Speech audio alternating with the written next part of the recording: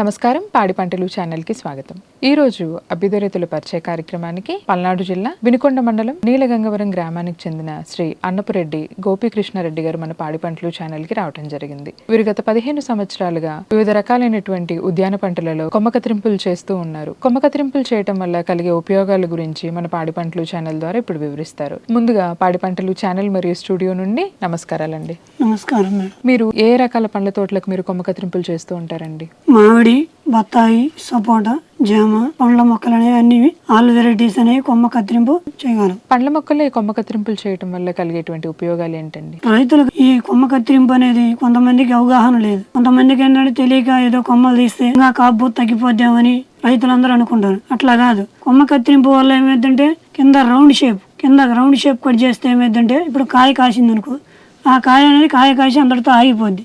అట్లా కాకుండా ఏంటంటే ఈ కొమ్మ కత్తిరింపు కటింగ్ చేస్తే ఏమైందంటే మళ్ళీ కొత్త కొమ్మలు అనేవి ఒక 5-6 వస్తాయి. ఆ 5-6 కొమ్మలు అనేవి మనకి నెక్స్ట్ ఇయర్ క్రాప్ టైం కల్లా క్రాప్ వస్తాయి. అట్లా ఇలా కింద రౌండ్ షేపు మన గొడుగు ఆకారంలో వస్తుంది చెట్టు అనేది.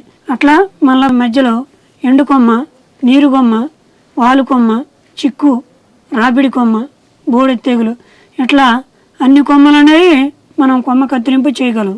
కొమ్మ కత్తిరింపులు ఎన్ని రకాలుగా ఉంటాయండి? కొమ్మ కత్తిరింపు అంటే మొక్క పెట్టిన 1 ఇయర్కి ట్రైనింగ్ ఇవ్వాలి. అలా 3 ఇయర్స్ 4 ఇయర్స్ వరకు ట్రైనింగ్ ఇవ్వాలి. మళ్ళీ ప్రూనింగ్ అంటే క్రాప్ వదిలినప్పుడు ప్రూనింగ్ చేయాలి. మళ్ళీ తర్వాత 35-40 వచ్చినప్పుడు వాటిని మళ్ళీ రీజనరేషన్ కూడా చేసుకోవచ్చు. ట్రైనింగ్ లేదా ప్రూనింగ్ ఏ విధంగా చేస్తారండి? ట్రైనింగ్ అంటే మొక్క సింగిల్ నర్సరీ నుంచి మొక్క అంటుకట్టి ఒకటే వస్తుంది. ఆ ఒక్క కొమ్మ కట్ చేస్తే ఏమైందంటే అక్కడ 4 ఇగుర్లు వస్తాయి. అలా 4 ఇగుర్లు కట్ చేస్తే ఏమైందంటే 4-4 16 అవుతాయి. ఆ 16 కొమ్మలు ఏమైందంటే 16-16 32 అవుతాయి. అట్లా చెట్టు అనేది develop step by step develop చేసుకోవాలి. డెవలప్ చేసుకోవడం వల్ల ఏమైందంటే మనకి స్టిమ్ అనేది ఈ లోపల కింద మొదలు అనేది బలంగా తయారవుతుంది. జంబూరా అంటుకట్టి వస్తాయి నర్సరీ నుంచి. ఆ అంటుకట్టి వచ్చే వాటిలో ఏమైందంటే ముందు ట్రైనింగ్ ఇవ్వాలి. అలా 3 ఇయర్స్ 4 ఇయర్స్ వరకు ట్రైనింగ్ ఇవ్వాలి. ఇప్పుడు పెద్ద చెట్లకి ఏంటంటే కింద రౌండ్ షేప్ కట్ చేయాలి.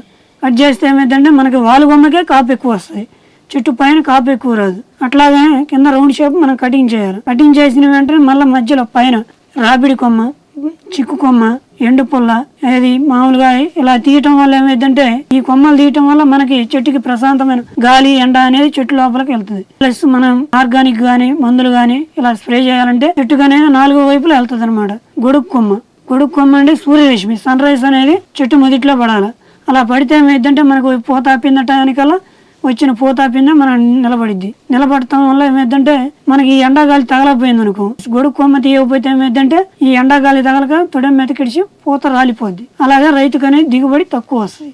బూడిద తెగులు, తేనె బొంక, పిండి నల్లి, ఇతర వైరస్లు అనేవి చెట్టుకి ఆపేయకుండా ఈ కొమ్మ కత్తిరింపు ద్వారా వీలైనంత వరకు ఆపేస్తుంది.